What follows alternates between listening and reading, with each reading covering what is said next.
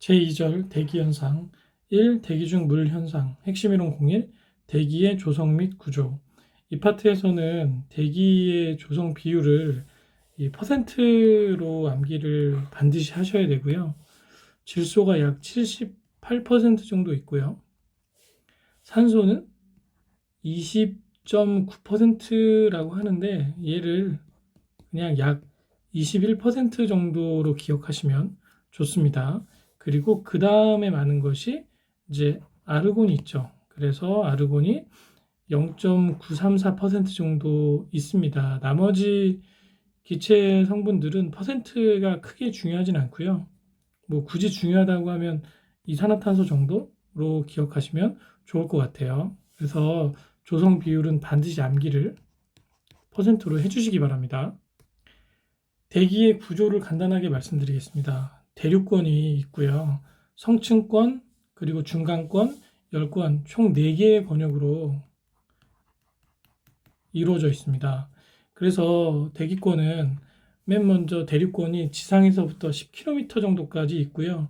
여기는 온도가 그러니까 위로 올라갈수록 기온이 하강하는 특징을 지니고 있습니다. 그래서 찬 공기가 무겁기 때문에 이 온도의 현상에 의해서 찬 공기가 위에 있고 더운 공기가 밑에 있으면 이렇게 공기에 순환이 일어나면서 바람이 발생하게 되겠죠. 그래서 대류권에서는 대류 현상과 기상 현상 두 가지가 일어난다라고 생각하시면 되고, 가끔 이 100m당 기온 감률 0.65도씨 정도, 얘는 이제 그 물을 포함하고 있을 때 수분 기온 감률이거든요. 네, 그 정도는 함께 암기하시면 좋을 것 같습니다. 성층권은 대류권 바로 위에 있는 권역이고요. 얘네는 올라가면 올라갈수록 기온이 상승해요. 그래서 이게 대류, 성층, 중간, 열권 이렇게 되어 있는데, 대류권은 올라갈수록 기온이 내려가고 얘는 반대로 상승, 하강, 상승 이렇게 되어 있다라고 기억하시면 좋습니다. 그래서 성층권은 온도가 올라가면 올라갈수록 상승하고, 성층권에는 자외선을 차단하는 오존층이 있습니다. 얘 때문에 온도가 상승한다고 기억하시면 좋아요. 그리고 간혹 가다가 오존층의 두께를 표시하는 단위가 있어요. DU 또는 dob슨 유닛이라고 합니다. 이것도 한 번씩 시험 문제 나오니까 꼭 같이 암기를 해두시면 좋을 것 같습니다. 이제 중간권부터 가면 이제 지구 지표면에서부터 좀 멀어져서 공기가 희박해요. 네. 그래서 아까 말씀드린 것처럼 중간권도 대륜권처럼 위로 상승하면 상승할수록 온도가 하강하는데, 대류 현상은 일어나지만 기상 현상은 나타나지 않습니다. 왜냐하면 공기가 없어서 물이 별로 없어요. 그래서 비나 눈이나 이런 게 올 수가 없다. 그렇게 기억하시면 좋고요.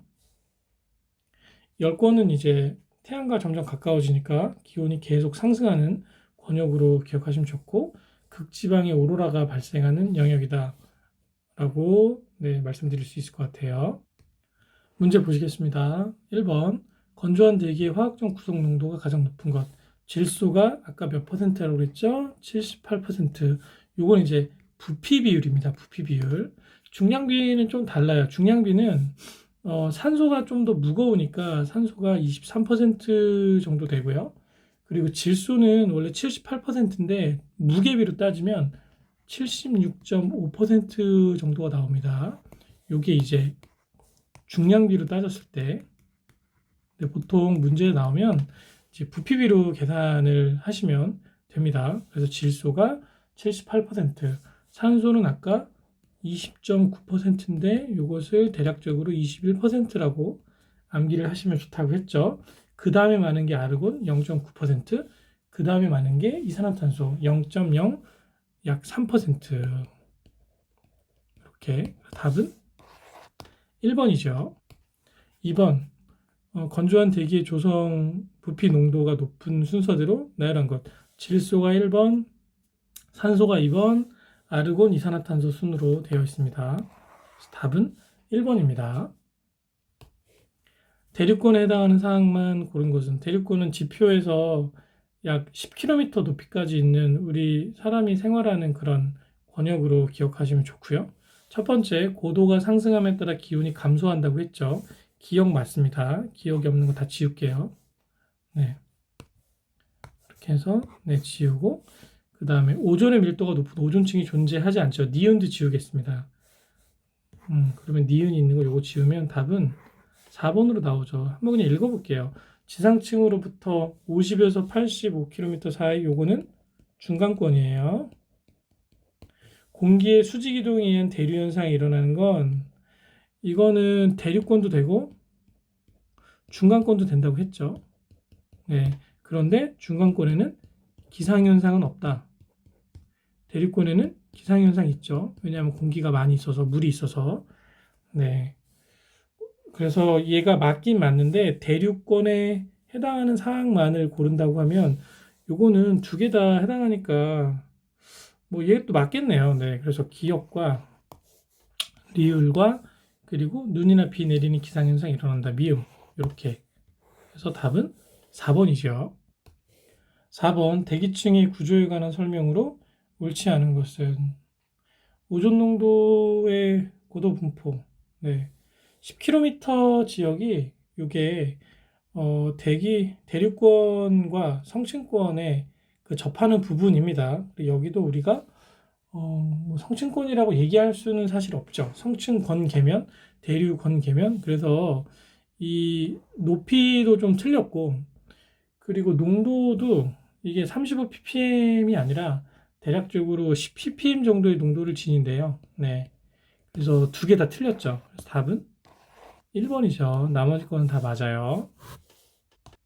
핵심 이론 공이 굴뚝의 연기 형태. 이 파트는 굴뚝의 연기 형태와 거기에 따른 모양 그리고 특징을 연기해서 공부를 하셔야 되는데요. 주로 이제 어떤 구분의 이제 굴뚝이냐, 굴뚝 연기 형태냐, 그리고 이게 어떤 상태를 지니고 있느냐, 이 기온의 수직 분포나 연기 모양은 사실 시험 문제에 같이 연계돼서 나온 적은 없어요. 네, 특징이 함께 이렇게 나오죠. 그래서 우리가 보통 이야기하는 환상형은 대기 상태가 불안정하고 특히 이 특징을 물어보는 문제가 많이 나온다고 보시면 됩니다. 그런데 여기 나와 있는 그 기온의 수직 분포에 대한 설명을 간단하게 해드리자면 이 부분이 대기의 안정도에 관한 내용이거든요. 얼마나 대기가 안정한지. 여기가 지금 불안정하다고 했잖아요. 네, 그러면 예를 들어서 이 중앙에 어떤 공기가 있다고 칠게요. 얘가 네, 고도에 따라 상승을 합니다. 여기가 Y축이 고도고 X축이 온도입니다.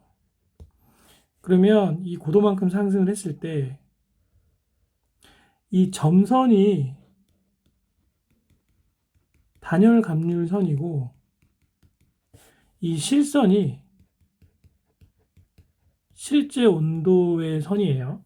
그러면 이 중앙에 있는 공기가 어떤 요인에 의해서 상승을 하면 예를 들어 100m를 올라갔다고 치면 건조 단열 감률은 100m당 1도씨잖아요. 1도씨가 떨어져서 네, 요 단열 감률선과 만나는 온도를 가지게 됩니다. 그런데 실제 주변에 있는 이게 그래프상으로 좀 표현이 적절하게 안 되는데 네, 실제 주변에 있는 공기보다 이 공기의 온도보다 이 떨어진 온도가 높잖아요. 그쵸? 그러면 주변보다 온도가 높으니까 이 공기는 더 이제 상승을 하게 되겠죠. 언제까지? 주변 온도와 같아질 때까지 상승을 하게 되겠죠. 그래서 위에 있는 공기는 하염없이 올라가게 되고 반대로 밑으로 내려가는 공기를 예로 들게요. 이게 100m를 내려갔다고 가정을 해보면 100m 내려갔을 때 이 온도가 네, 요 지점에 이르게 될 텐데 실제 주변의 온도는 요거보다 더 높겠죠. 그러니까 차가우니까 밑으로 내려가는 공기는 또 하염없이 지면으로 내려가게 됩니다. 그래서 중앙에 있는 공기가 한 점으로 모이는 것이 아니라 얘네들은 위로 올라가고 얘네들은 하염없이 밑으로 내려가고 그래서 완전한 불안정한 형태를 이루게 되는 것이지요. 이렇게 대기 상태를 각각의 구분에 따라서 이제 중립이면 단열 감률선과 실제 온도선이 같아서 이제 어느 정도의 살짝 퍼지는 형태로 연기가 이렇게 퍼져나가게 되고, 부채형 같은 경우는 실제 이 단열 감률선의 정반대라, 즉 고도가 낮을 때 온도가 높고 고도가 높을 때 온도가 낮아서 이게 순환이 되어야 되는데, 얘는 반대로 고도가 높을 때 온도가 이제 네, 높게 되고 고도가 낮을 때 온도가 이제 낮게 되어서 이 순환이 일어나지 않는 거죠. 그런 걸 우리가 안정하다고 하고, 다른 말로 역전층이라고 합니다. 그래서 이 이제 기온 수직 분포로 나와 있는 그래프는 이런 식으로 이해하시면 될 것 같아요. 다행인 것은 네, 이거 자체가 시험에 이렇게 나오는 빈도수가 그렇게 높지는 않습니다. 그래서 반드시 이 구분과 대기 상태, 그리고 특징을 꼭 암기를 하셔서 문제를 푸시면 좋을 것 같습니다. 이 유효 굴뚝 높이, 굴뚝 높이를 우리가 바로 구조물의 높이로 산정하는 것이 아니라, 굴뚝이 이렇게 있으면 네, 굴뚝의 상부로 연기가 어느 정도 퍼져서 옆으로 확산되는 길이까지 포함한 이건 이제 실제 구조물의 높이는 아니죠. 그래서 이 H와 델타 H를 합한 값을 전체 유효 굴뚝의 높이라고 우리가 산정을 하는 겁니다. 그래서 굴뚝의 높이를 계산을 할 때는 이 유효 굴뚝의 높이를 활용한다는 것을 좀 기억하시면 좋을 것 같아요. 시험 문제에 이 유효 굴뚝 높이에 영향을 주는 인자가 가끔 나오거든요. 그래서 실제 굴뚝의 높이와 풍속, 그리고 굴뚝의 내경, 배출가스의 온도, 배출 속도 등이 영향을 주고, 시험 문제에 방향에 관한 인자가 나올 때가 있어요. 그럼 얘는 영향 인자에 해당이 되지 않습니다. 네, 그럼 문제를 한번 풀어보실게요. 1번, 다음 중 유효 굴뚝 높이에 영향을 미치는 인자와 가장 거리가 먼 것은? 방향은 관련이 없다고 그랬죠. 답은 3번입니다. 2번, 다음과 같은 특성을 지닌 굴뚝 연기 모양은? 대기의 상태가 하층부는 불안정하고 상층부는 안정하다. 하늘이 맑고 바람이 약한 날에 아침에 볼 수 있다. 지표면의 오염 농도가 매우 높게 된다. 얘는 훈증형이라고 합니다. 이건 뭐 그냥 암기를 하시는 방법이 가장 좋을 것 같아요. 이게 외우는 게 상당히 어려운데 그래도 좀 암기를 하시면 문제를 풀 수 있으니까 꼭 기억을 해주시기 바랍니다. 3번, 대기가 불안정하여 난류가 심할 때 발생하는 굴뚝으로부터 배출되는 연기 형태는 무엇이냐? 얘도 우리가 환상형이라고 한다고 합니다. 답은 4번이죠. 계속 비슷한 문제가 나오는데 이런 형태의 문제들을 암기를 하셔서 꼭 풀 수 있게 하시면 좋을 것 같아요. 핵심 이론 03, 전지구적 대기오염 현상. 여기에는 대기오염 현상 중에 이제 국부적으로 발생하는 것이 아니라 전체 좀 범위가 넓은 그런 오염 현상에 대한 설명으로 이해하시면 좋습니다. 첫 번째가 이제 온실가스에 관한 내용인데요. 이 6가지 온실가스를 꼭 기억을 하시고, 특히 이 중에 이제 이산화탄소에 의한 영향이 제일 크고, 온난화 지수가 가장 높은 것은 무엇이냐? 이런 것도 물어보는 문제가 가끔 나옵니다. 그래서 6가지 종류의 가스명을 다 암기를 해주셔야 되고, 그 중에 이제 가장 이제 영향을 많이 미치는 것은 이산화탄소이고, 그리고 육불화황이 온난화 지수는 가장 높다.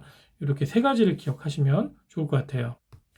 두 번째는 오존층 파괴인데, 오존층이 이제 염화플로린화탄소, 네, 로 사용으로 방출된 염소에 의해서 파괴되는 현상을 우리가 오존층 파괴라고 하고, 보통 이 프레온가스, 네, 요거예요. 네, 그래서 프레온가스에 의한 파괴가 많이 있죠. 그래서 오존층의 표시단이 가끔 물어보고요. 산성우는 이제 pH 5.6 이하의 그 빗물을 우리가 산성우라고 합니다. 얘는 이 이산화탄소가 물에 녹아 들어가면 탄산이 되거든요. 네. 그래서 얘가 약산이에요. 우리 사이다의 그 싼 맛 있죠?